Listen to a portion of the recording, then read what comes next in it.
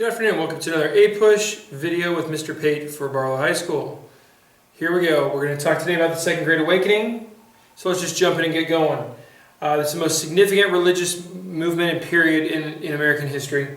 It starts with Puritanism. Well, actually that's before it. Puritanism comes over in New England. It's a very devout, very strict observance religion, and Puritanism is going to be very strong for a couple of generations, and then it starts to fade as people who aren't as quite as strong and rigid in their faith, they're not going to want to live up to what their parents and their ancestors have lived up to. By the time you get to the mid 1700s, you have the Enlightenment in full effect, and what that's going to do is you kind of have this puritanical thought coming through. Enlightenment is kind of a lens that it's going to go through, and it skews it to a different place. Deism is basically a belief that there is a God. It's a rejection of Jesus Christ, so thus it's a rejection of everything the Puritans basically believed, and that is going to lead to Unitarianism, which is basically deism with the idea that man is all good.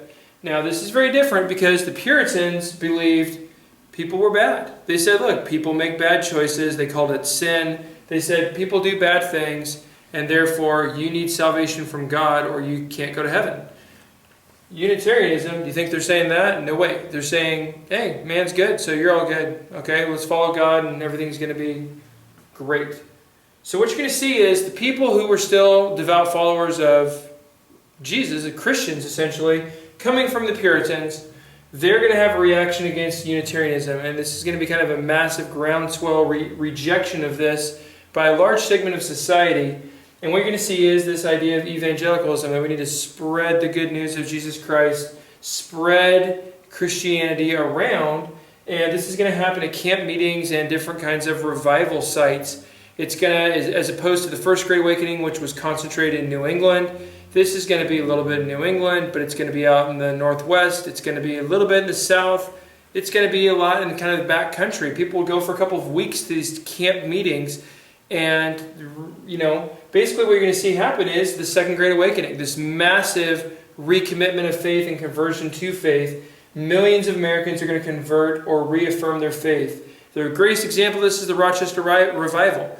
There's two big names to know for the Second Great Awakening. The first one is Charles Finney, and he's going to be the person that does the Rochester Revival.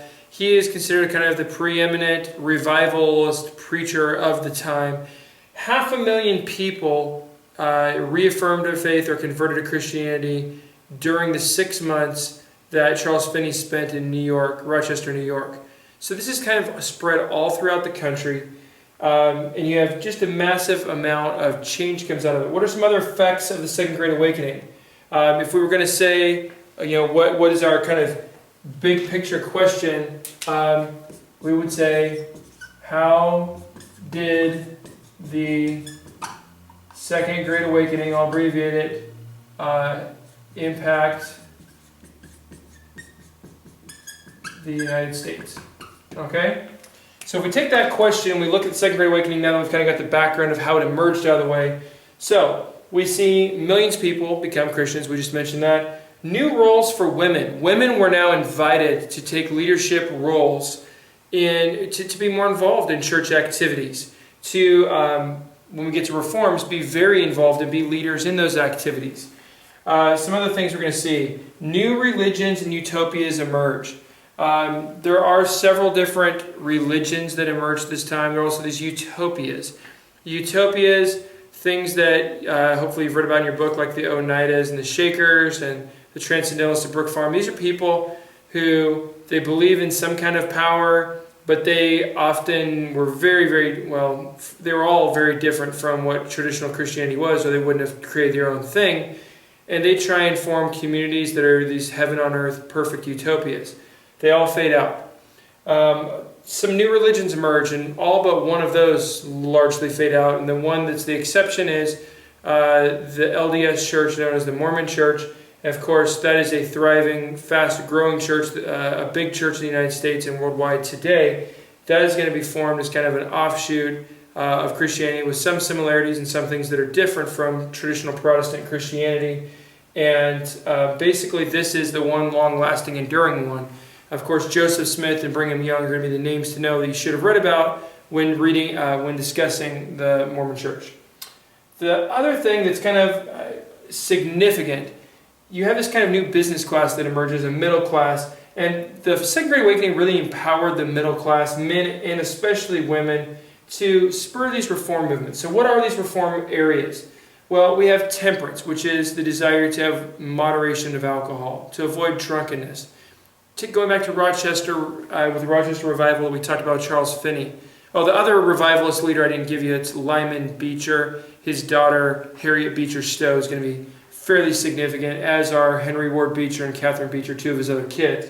Significant family in the early 1800 antebellum period. But temperance. There were people in Rochester Revival, men who had huge absenteeism from work. They're beating their wives and children because they're drunk all the time. So there was a desire to maybe not get rid of alcohol, but get people to not go get wasted all the time.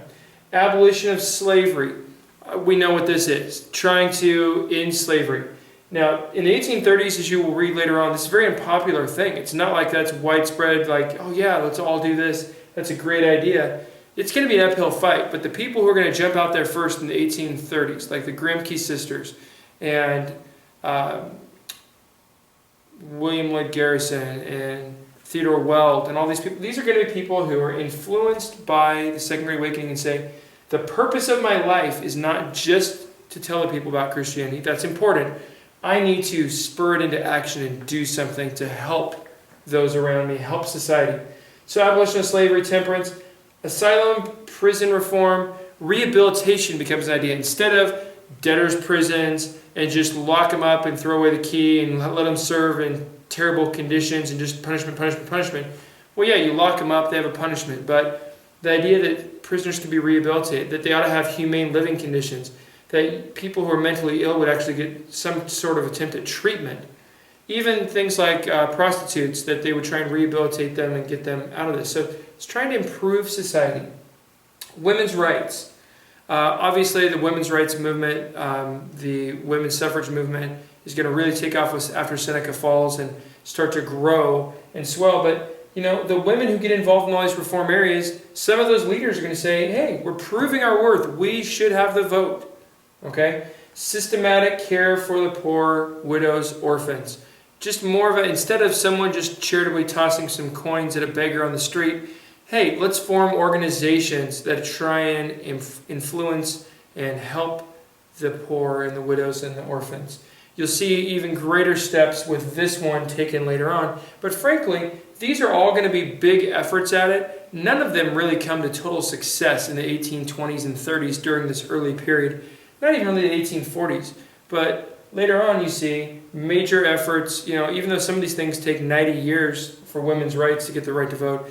But in the next 20 to 70 years after this kind of early reform period is ended, you're going to see all of the things on this list get done. So the Second Great Awakening, very significant. It impacted the United States through changing roles for women and putting them at the start of the long road toward the right to vote. Reform efforts and a consciousness in that area. Some of the new denominations I didn't talk about earlier, the Presbyterians and especially the Baptists. Baptist is the biggest denomination of Protestants in the United States today, and the Baptists basically get going during this period of time. Methodists were growing a little bit too. So what you're going to see is Second Great Awakening really adds to like the strength and the impact that Protestant Christianity has, and it leads to the reform movements and big changes for women. That's all the time we have for today. Stay classy, Sam Barlow.